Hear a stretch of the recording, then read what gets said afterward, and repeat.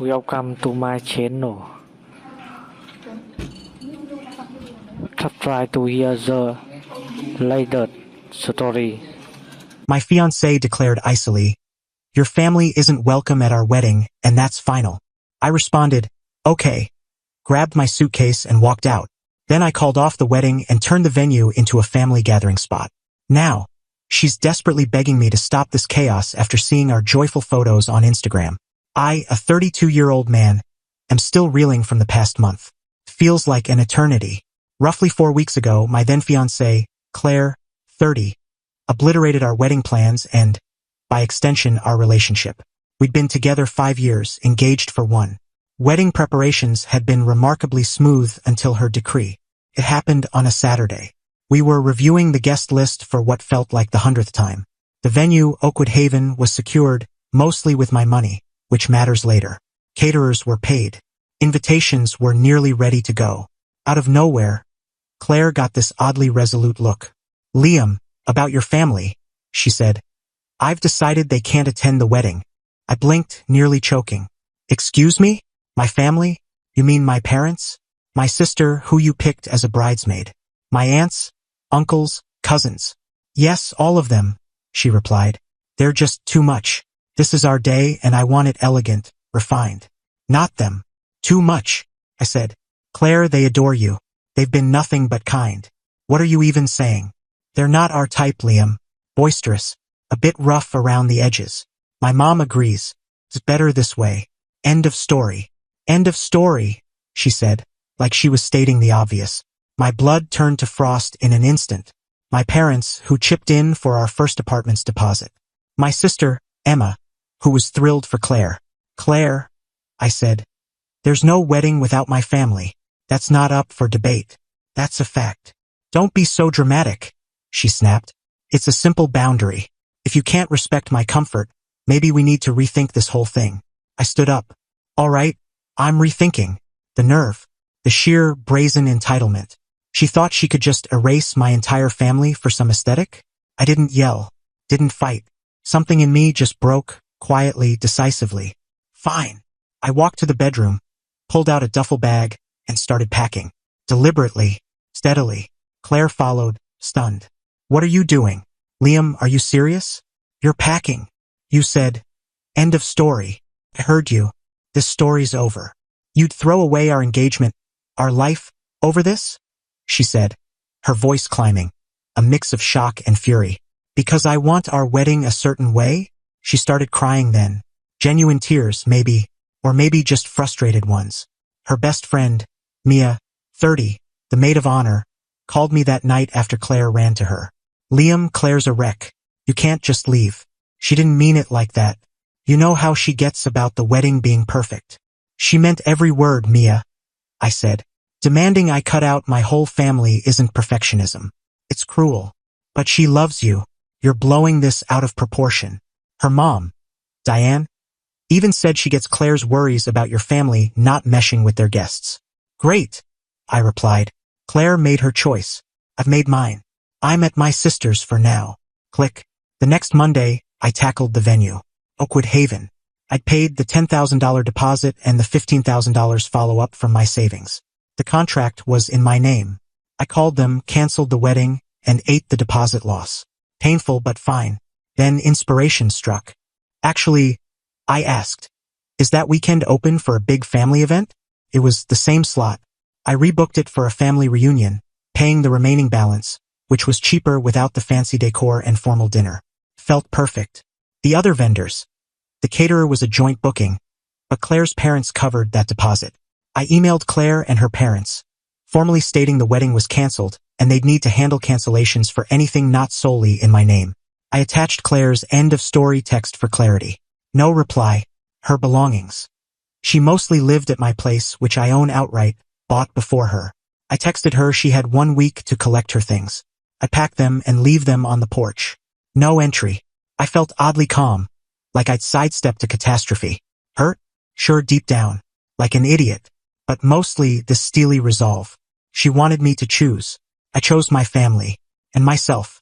After Mia's call that first night, I heard nothing from Claire or her circle. Total silence. Until yesterday. That's when RSVPs for the family reunion at Oakwood Haven hit social media, with tags for me and the venue. Then my phone exploded with Claire's calls and texts. Update 1. 2 weeks later the family reunion happened, and it was incredible. But not without more drama, naturally. Claire's texts and calls started the second she saw the reunion posts. A flood. Liam, what is this? A family reunion? At Oakwood Haven? Are you out of your mind? That's my wedding venue. It's ours. The wedding's cancelled, Claire, I replied. You made that clear. The venue's in my name and I repurposed it.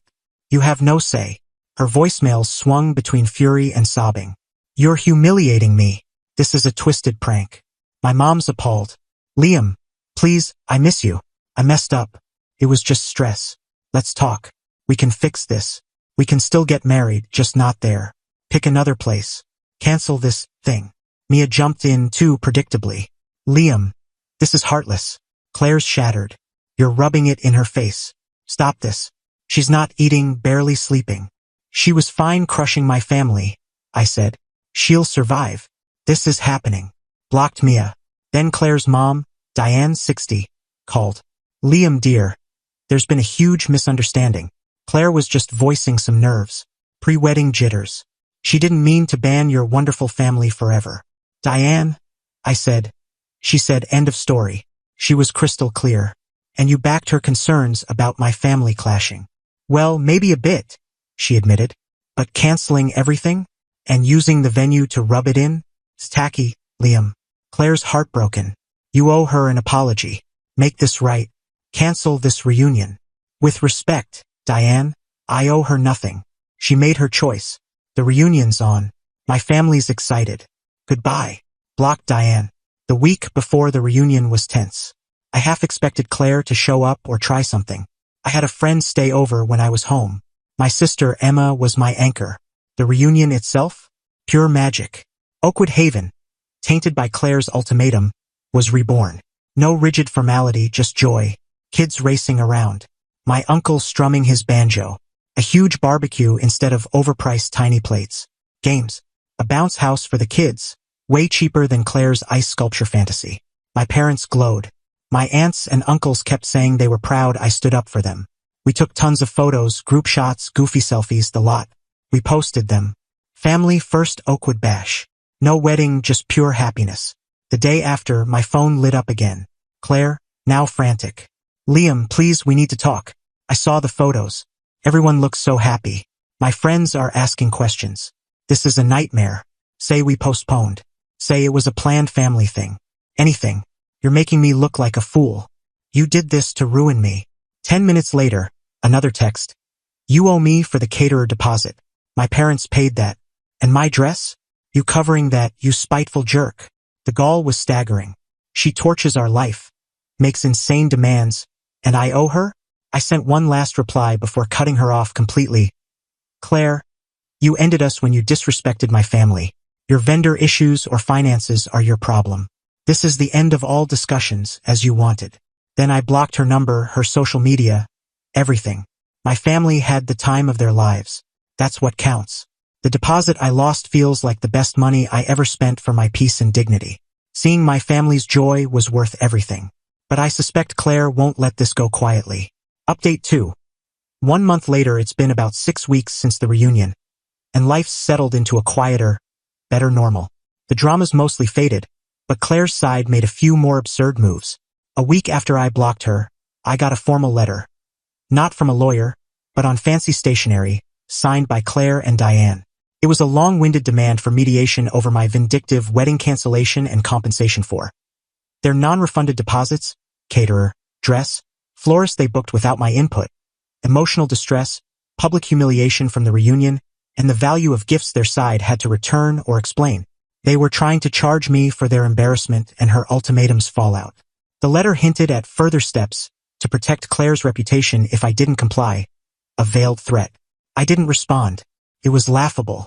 Emma, my paralegal sister, read it and called it pathetic posturing. Then came their smear campaign. Claire, with Mia and Diane as her megaphones, started spinning tales to mutual friends and anyone who'd listen. The story? I got cold feet, turned controlling, canceled the wedding in a huff, and threw a party to shame Claire. They left out her demand to ban my family. A few distant acquaintances bought it, sending me, "That was harsh, man" texts. I replied with Claire's end of story text and a link to the reunion photos, labeled, "What really matters." Most went quiet. Some apologized. The lowest blow came 2 weeks ago. I volunteer at a community center, teaching kids to code on weekends. The director, Mrs. Thompson, a kind woman, called me in. An anonymous parent had emailed concerns about my unstable emotional state and aggressive online behavior, questioning my suitability around kids. They cited my messy public breakup and provocative posts. My stomach dropped. This was a calculated hit on my passion and reputation. Luckily, Mrs. Thompson knows me well. I explained calmly, showed her Claire's text, and detailed the reunion and Claire's retaliation. I offered to step back if needed. She waved it off. "Liam, I've known you for years. This is someone's grudge, not a real issue. You're valued here." She promised to dismiss any more anonymous complaints. Huge relief, but it showed how far Claire's camp would go. Claire's fallout? From what I hear, I don't dig, but word spreads. Her perfect image is in tatters. When her demand leaked, even some of her friends were appalled. Her villain narrative flopped when my simple truth, her own words, made her look unreasonable. Financially, she and her parents lost their deposits. The caterer, florist, and others wouldn't refund them for her flip-flopping or ultimatums. Diane was reportedly livid about the money wasted on that ungrateful man. Oakwood Haven got inquiries for reunions after our photos, thrilled with the free publicity. Claire called them to complain about my event, and they told her the contract was mine and I met all terms. Mia's reportedly pulling back. Defending a friend is one thing, but supporting someone who makes outrageous demands and tantrums when it backfires gets old. Me? I'm great. That ordeal was a brutal but cleansing wake-up call. It revealed Claire's true nature before I married her. My family bond is stronger than ever. They saw me choose them without hesitation. Emma said, "I thought Claire was changing you. Good to see you're still you." That hit deep. I'm out the deposit, but it's a small price for freedom and self-respect. The peace of standing firm, rejecting manipulation, and protecting my family is priceless. Claire wanted a wedding without my family. She got no wedding, and my family had a blast in the very place she tried to bar them from. She wanted end of story, and now she has my silence forever. Sometimes the best response is living well and letting people face the raw consequences of their own arrogance. Good riddance.